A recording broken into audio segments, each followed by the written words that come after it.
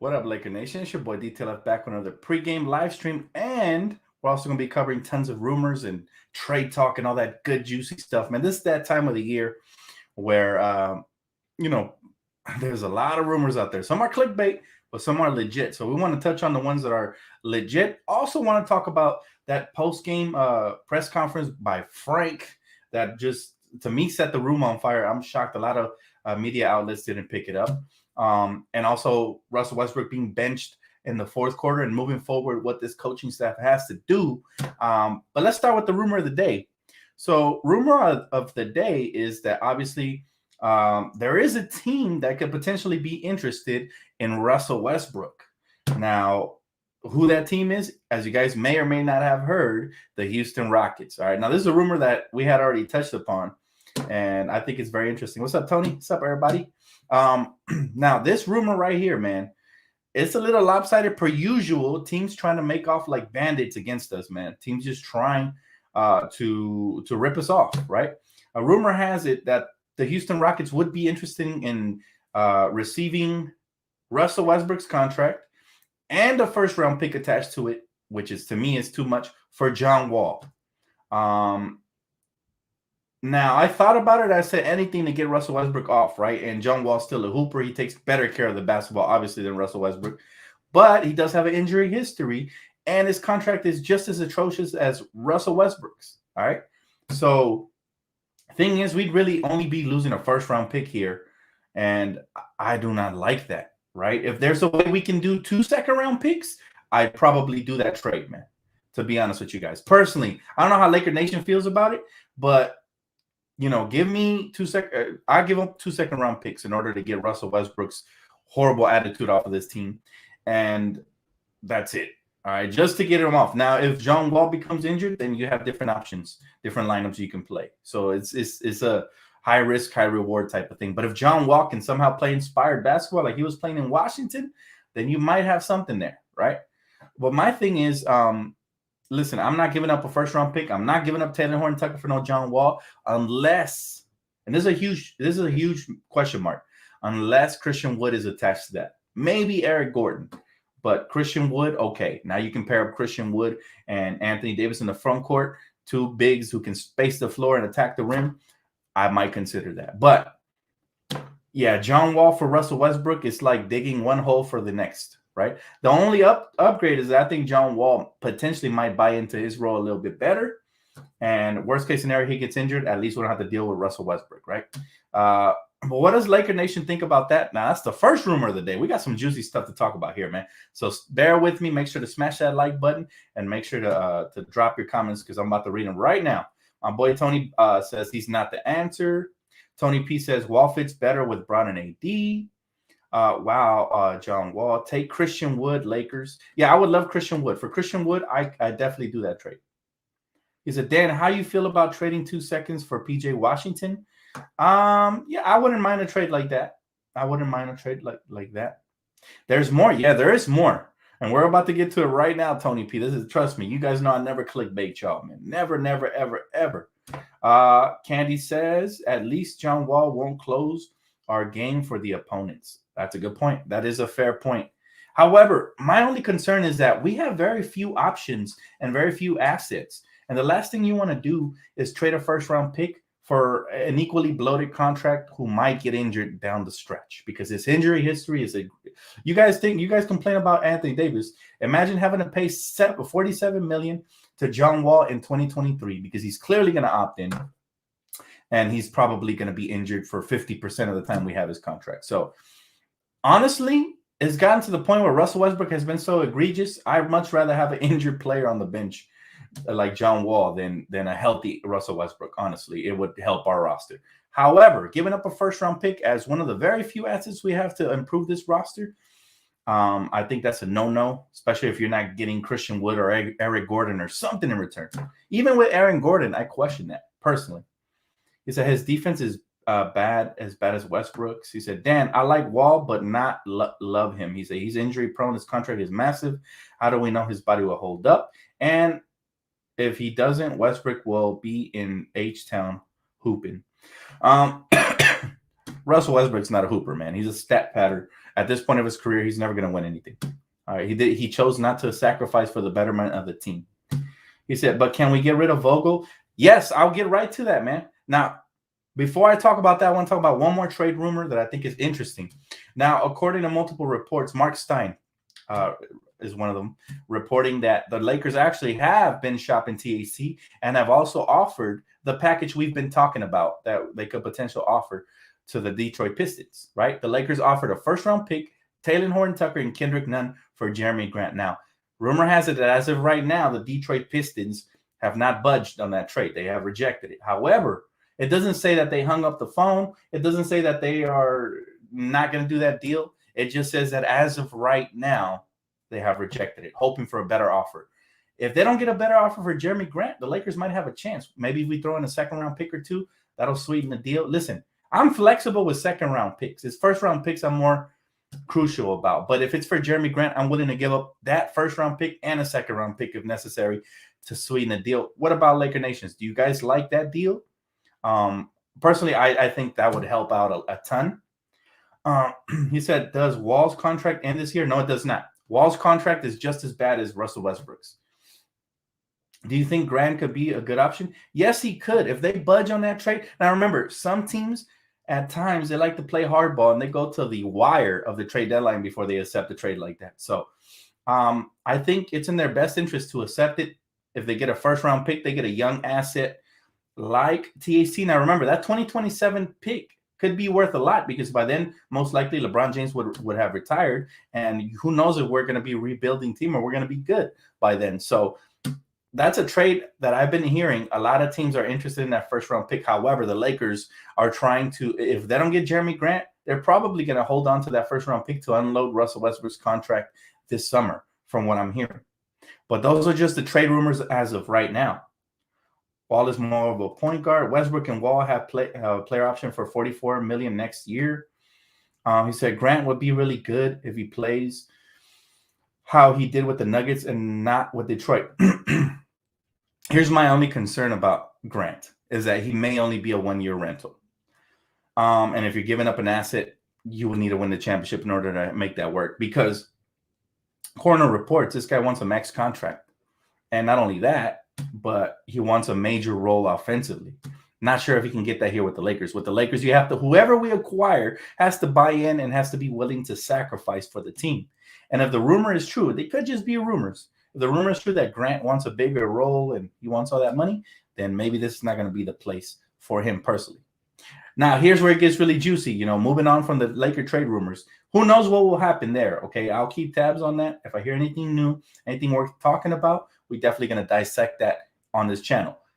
But these are the juicy rumors. Now, you guys may have or may have not watched the post-game presser with Frank Vogel, where I felt like he completely threw the whole team under the bus, right? They asked him if the reason we failed in the rebounding battle was because he went small, which the answer should have been, yes, I have to do a better job of, making adjustments in the game. That's on me, right? That's what a good coach would say. Well, not Frank Vogel. Frank Vogel basically threw his whole team under the bus. No, he said, we have to be willing to hit people and rebound. And like, it's not that simple, man. You're going up against Sabonis. You can't just hit Sabonis and out-rebound him. Like, sometimes it's effort, yes, but sometimes it's poor rotations and poor lineup adjustments. And coach, again, showing that he's a stubborn coach who's not going to adjust, basically said it was the player's fault. Then they asked him, this was where it got really, really good. They asked him if basically, if he was okay with his decision to bench Russell Westbrook for the final 3 to 4 minutes of the game. He said he went with who he thought could win us the game, right? So now that tells me him and Russell Westbrook are no longer on good terms, which I'm okay with. However, it took all this time for you to make the adjustment, like almost before you get fired. That's weird to me, right? That tells me you were afraid of Russell Westbrook this whole time, and in order to try to, cultivate a good relationship with him, Now, here's what really pisses me off about all this, guys, is that Frank Vogel and Russell Westbrook have gotten a pass by the national media. Kendrick Perkins, all these guys, they're going after the front office. I'm okay with that, however, because the front office does need pressure to make moves. Our coach should still not be here, and who knows how long he's going to be here for. He might be gone by the end of the road trip. Maybe they're just holding on to him till then. Or maybe they're going to buy him time till the summer. Who knows? But the media has been basically trashing our front office, talking about their cowards. Charles Barkley talking out of his backside per usual that our front office are cowards because they're hiding while Russell Westbrook and Frank Vogel are taking the heat. It's like, listen, when you're the coach, okay, this is where I don't agree with the national media. When you're the coach, it is your responsibility to be the leader in the locker room. Your responsibility to get guys to buy in and even sacrifice for the betterment of the team. Now, we can blame the personnel and the acquisitions and all this and that. But bottom line is you have a bunch of Hall of Famers on your team. You have LeBron James playing MVP caliber basketball. You have plenty of good defenders. I don't want to hear this, oh, we sacrifice our defense. Somebody told me on Twitter, hey, well, the Lakers messed up because they got rid of Caruso, who's a great defender. They got rid of KCP, who's a great defender. And I forgot who else he said. I'm like, yes, but we added great defenders. I mean, Stanley Johnson already won us a game with his defense and even his offense to end the game. All right. We got Austin Reeves back, which is a younger version of Caruso. I don't care. Nobody says he has a higher ceiling. And to me, he'll get to where Caruso was defensively. All right. And third, they added Trevor Ariza, who they relied way too much upon. Not to mention, Frank Vogel is the only coach in the NBA that's starting players that are no longer even rotation pieces, let alone starters, like DeAndre Jordan and Kent Bazemore, for example.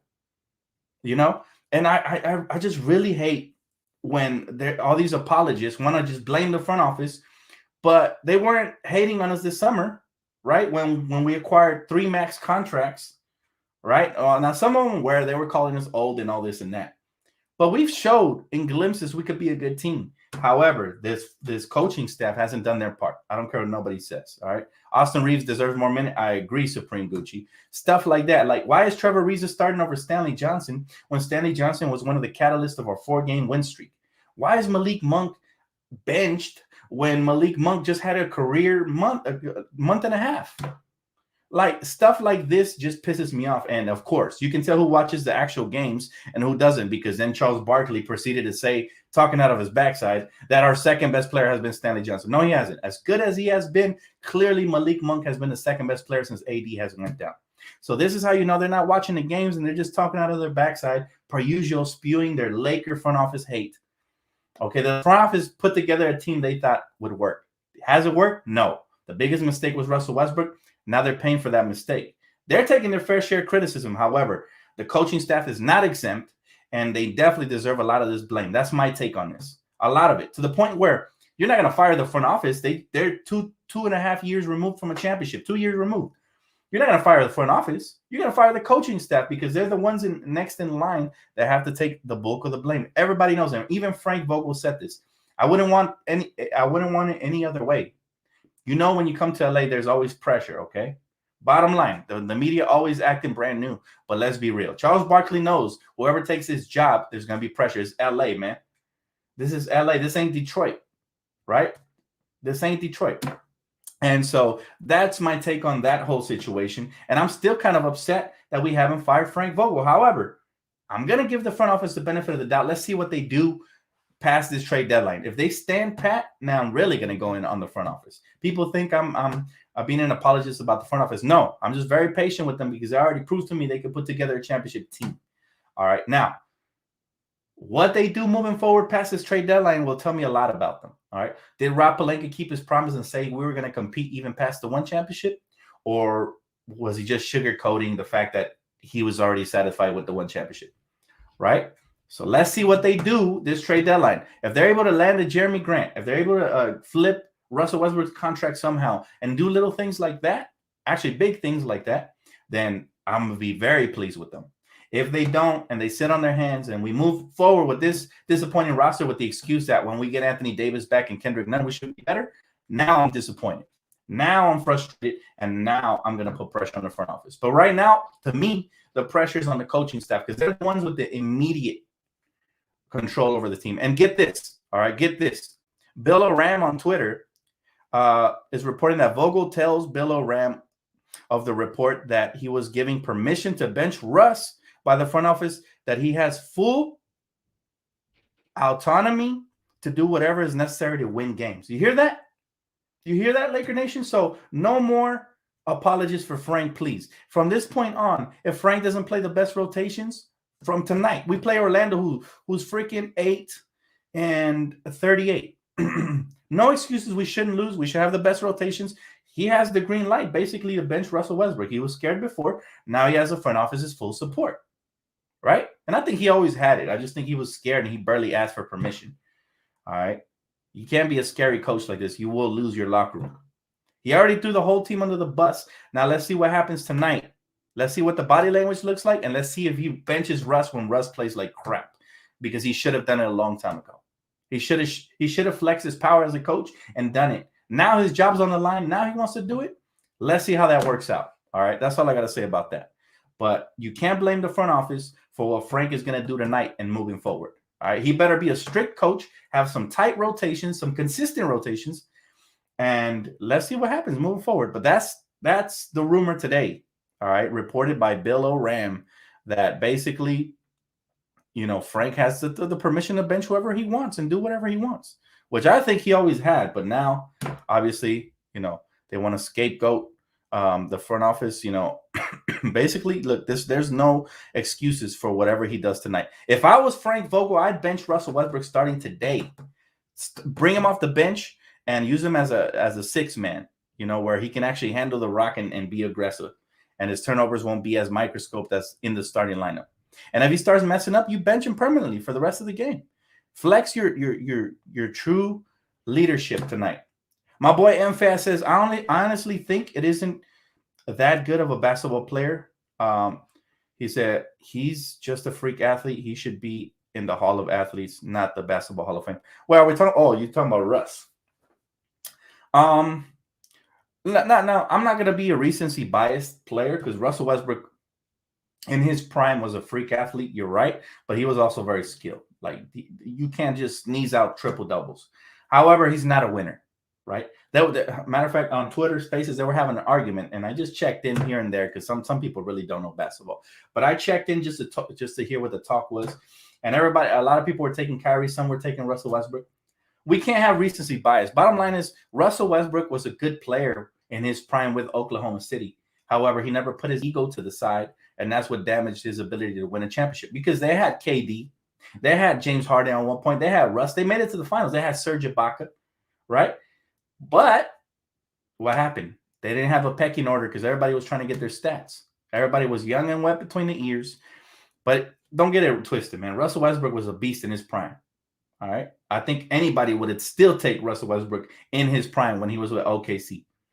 However, at this point of his career, he's no longer that guy, and he hasn't adapted his game. Carmelo Anthony has adapted his game. Now, he's never been a defender, but offensively, he's a weapon off the bench.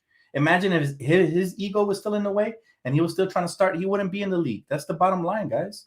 And so the game tips off early. This is why I made this video early. The game tips off early today. And let's see. This is the most curious I've been as a Laker fan in years.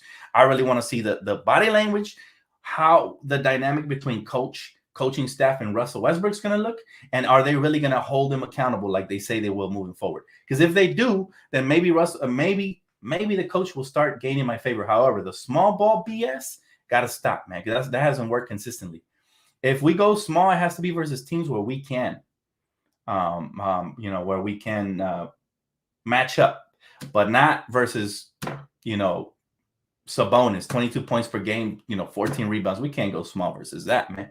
That's going to kill us, right? But I head over to the comment section. I said my piece. I basically covered all the topics. If you guys have anything you want me to cover or any questions, now's your chance, man, because we got about 15 minutes before the game starts. So I got 15 minutes to answer any and all questions. Go ahead and fire them, man. The platform is yours. We share it together, so go ahead. He said, I will have to disagree with you, Dan. I don't think the front office did good enough all 3 years. Even the first year, the other teams built better. We just had a strong superstar power and playoff. Now, I will admit this. I think the front office did a poor job of hiring the right coach, because we could have had Monty Williams, who's light years ahead, offensively especially, of Frank Vogel. And that was, if you guys remember going back, that was my first choice, Monty Williams. We didn't lock him up, and you see what he's done with that team. He's turned that team into something more legit than what they were, right? He even got them to the finals.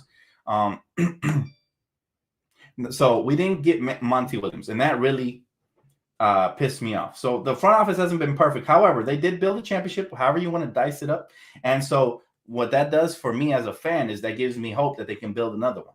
All right, we've seen, you showed it to us once, show it to me again. Obviously, this team wasn't the answer. Russell Westbrook was a huge mistake.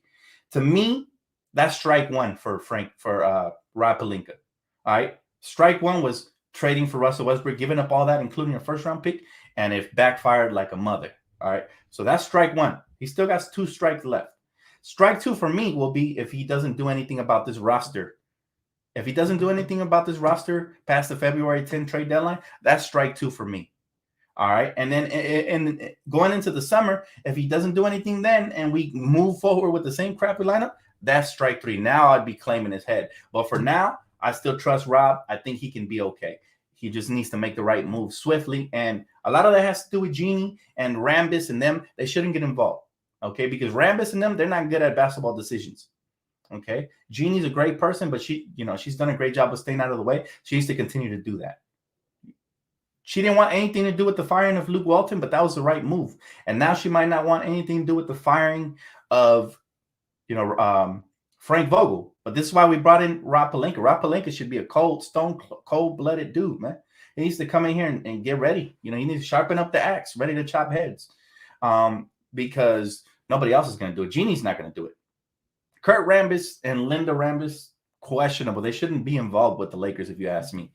That's the same mistake, Jeanie, in my opinion. I love Jeanie, but she's making the same mistake that her brother Jim Dumbass made all these years, having friends mixed in with the organization. Everybody knows to run a successful business, you don't mix pleasure with business. All right. And this is what Jeanie's doing again, allowing Kurt Rambis to go into the locker room and do all that. That's going to make us look like a dysfunctional organization once more. And we can't have that at this point. We can't, when Magic Johnson was hired on, people want to talk shit about Magic, but I'm going to tell you what he did. All right. He gave this franchise credibility again. He gave the front office hope, and he was able to land a meeting with LeBron James. People don't want to credit him for that, but LeBron didn't want to talk to Rob Pelinka. LeBron came directly with Magic. Magic sealed the deal. People never give him credit. All right. They want to talk about him quitting midway through listen, he quit because he felt like there was snakes in the grass. Could have been Kurt Rambis, could have been Linda Rambis, could have been Rob. Bottom line is, if you're not able to do your job properly, you're not going to want to work there. And that's what happened with Magic. Magic was promised full reigns, and I feel like Jeanie messed up there when she allowed Kurt, Linda, and Rob to overthrow Magic Johnson. And so that's just my opinion. I could be wrong. I'm not, and I'm not going to sit here and pretend to be an executive or know what's going on behind the scenes. I'm not Wojnarowski. But that's just based off of what I saw. And so moving forward, I'll say this. All right. Front office is not in the hot seat. Frank Vogel and the coaching staff is. Now, if they get fired and there's no solution, like next coach comes in, he doesn't work, so they hire the wrong person again, that's another strike, right? But come on, guys. Rob Pelinka built a championship team. I credit a lot of that to Magic Johnson, even though people don't like to give him credit. Magic Johnson opened, like my boy said, opened doors for Anthony Davis too. Yes, Magic Johnson gets credit on that rebuild as well.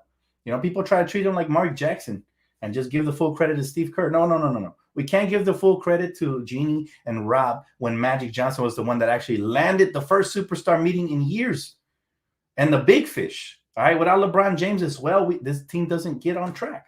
So my thing is this, okay? People are talking about Rob Pelinka, the dummies that don't really watch Lakers basketball, like Charles Barkley, they watch every once in a while when they get the games on TNT. He admitted he doesn't care who wins or lose, but he hates the Lakers and he wants us to lose. So he's talking out of his backside, trying to trash the front office. But make no mistake, a lot of the mistakes that have been made have been from the coaching staff. And this is why I think even Kurt Rambis felt the need to get involved. This is why Rob Pelinka had to talk to Frank Vogel a couple of times. You see, if the big dogs have to get involved into your coaching, that tells me you haven't done a good job. And he hasn't. Anybody who tells you that Frank Vogel has done the best with what he has not watched the games. Okay, either that or they're not fans of winning. Because a lot of the mistakes Frank Vogel has made are elementary, guys. Let's be real. All right. Starting DeAndre Jordan early in the season, it took me about 2 to 3 games to say, okay, I've seen enough. It took him 15 to 20. Starting Kent Bazemore over Malik Monk, over Austin Reeves, who had a good preseason. Big mistake, huge mistakes were made early on that cost us games. All right. That's why we're in the hole we are. People forget we had an easy schedule. That's on the coaching staff. And then what were people saying? Oh, we don't have the full team yet because LeBron got injured in the beginning. No excuses, guys. I'm tired of these apologists. I'm tired. You got to hold accountable to what you see is wrong. And right now, you can blame the front office later, but right now, this coaching staff has been mediocre at best.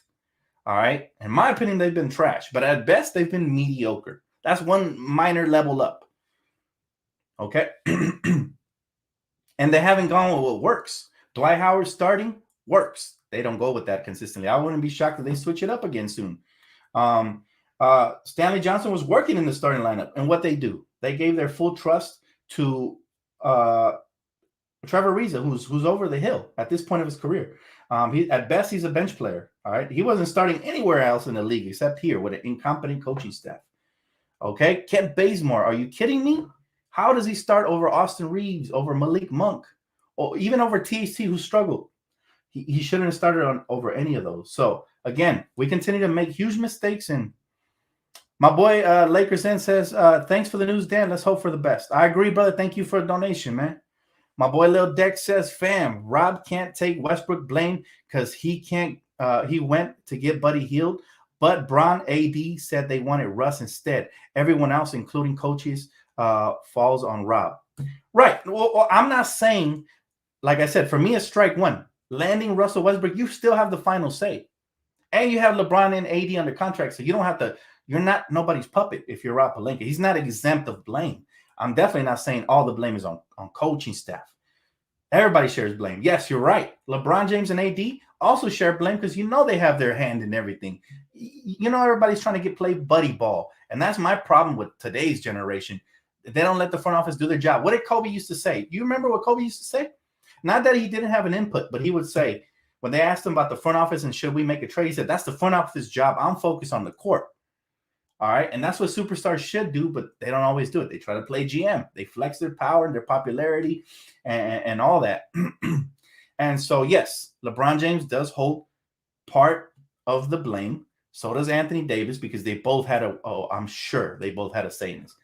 However, Rob Pelinka made the final move. So to me, that's strike one. That was a bad trade. That's the first bad trade I've seen him do in a long time.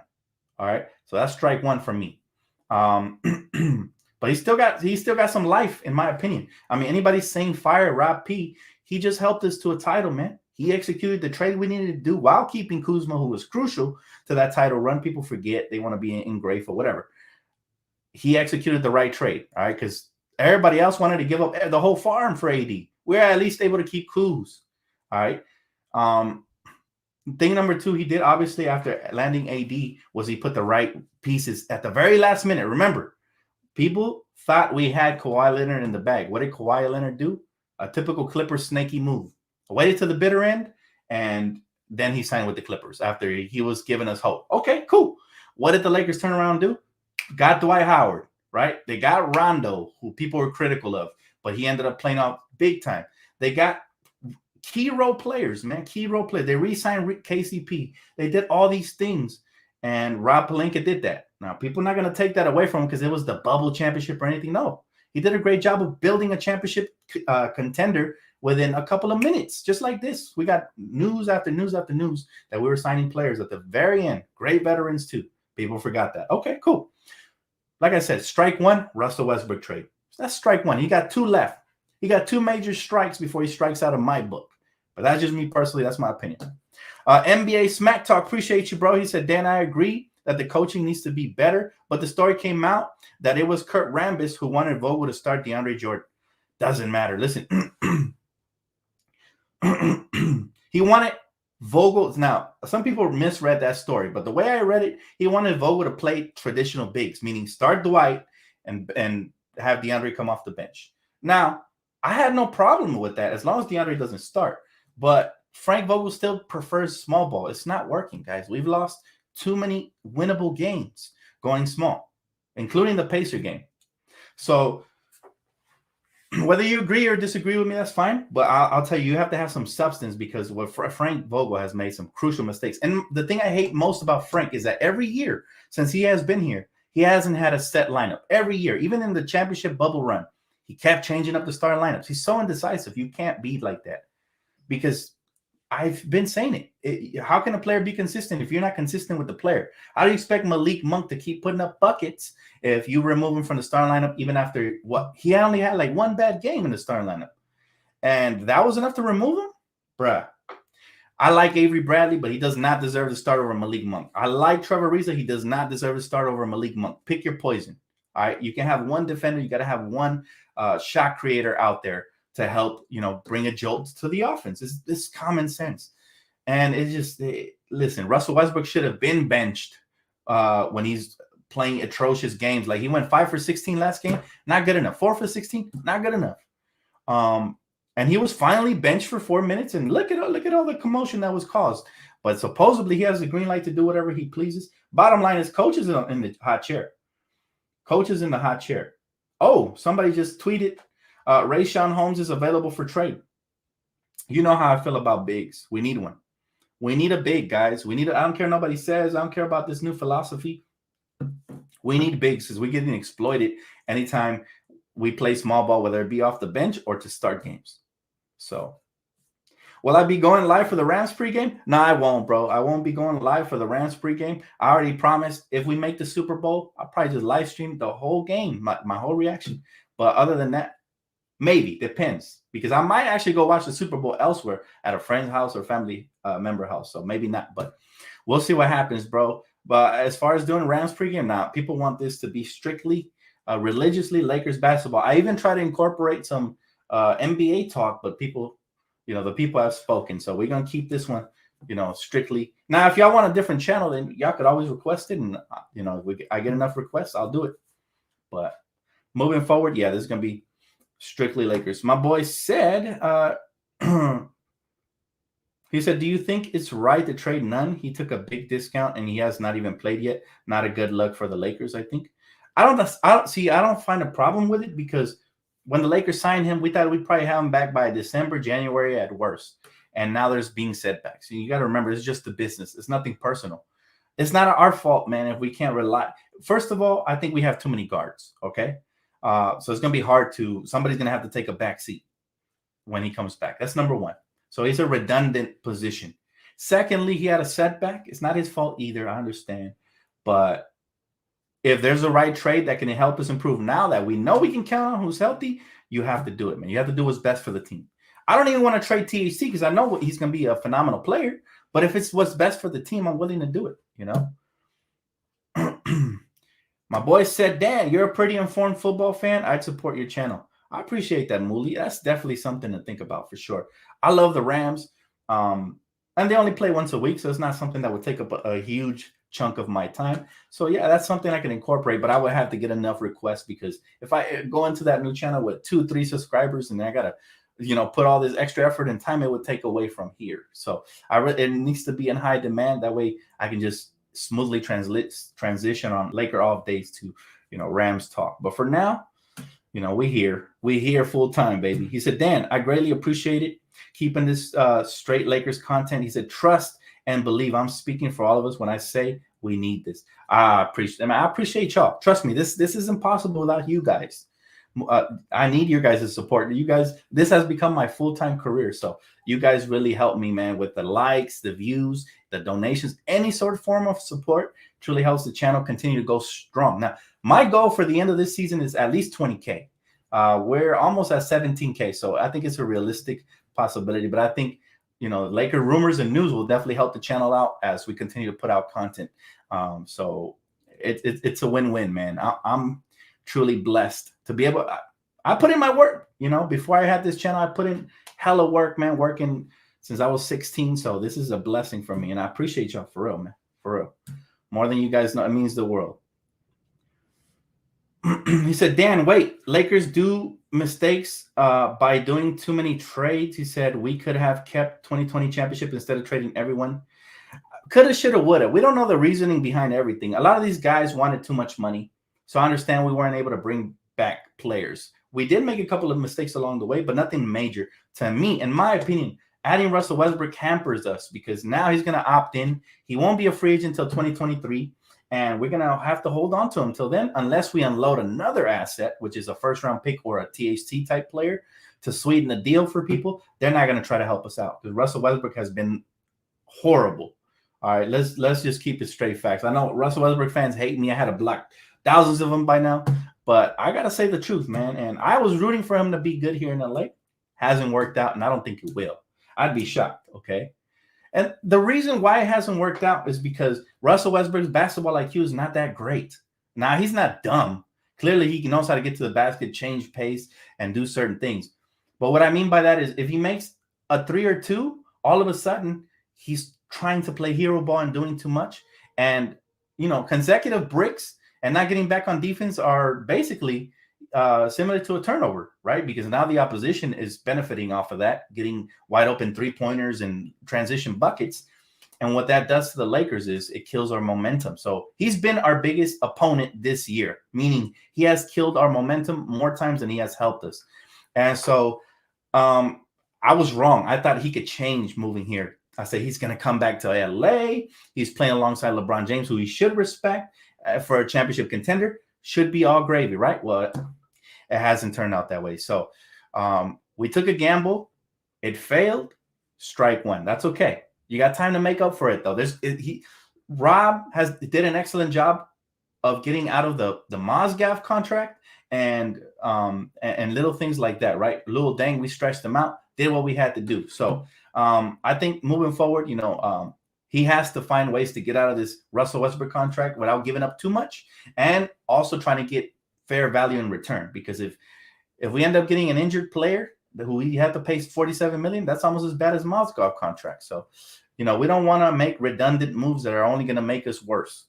And so we have to tread very carefully because the league is trying to do us dirty, man. Let's be real. We offer probably the best package that Detroit's going to get. And they don't want to do it. But I promise you, somebody else comes with 2 second-round picks in a similar package, they might do it for less. So that's the biggest disappointment for me is how biased the league is, but it's okay. It's us against the world. Let's see what Rob can do. If Rob is truly a shark, he would execute the right moves to put us in position to succeed to the best of our ability moving forward. We still have an MVP candidate. We still have one of the best bigs in the NBA in Anthony Davis when he's healthy and when he's slim.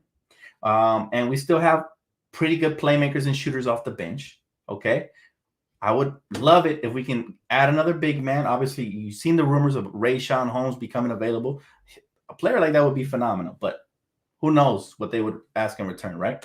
But anyways, guys, it's going to wrap it up for my pregame. Game's about to commence. So I will see you guys right here for the postgame recap. Remember, tonight, it is Friday, phone call Friday. So I'm going to open up the lines. Get your phone ready, man. Turn on them post notification bells. If you already haven't subscribed, please do that, man. Continue to support the channel because this is going to get juicy, man. I can't wait to hear what Laker fans have to say about Frank, trade rumors, and all that good stuff after the game. So stay tuned for that, and I'll see you guys right here for the postgame recap. Thank you guys so much. Go Lakers, baby. Let's get this dub.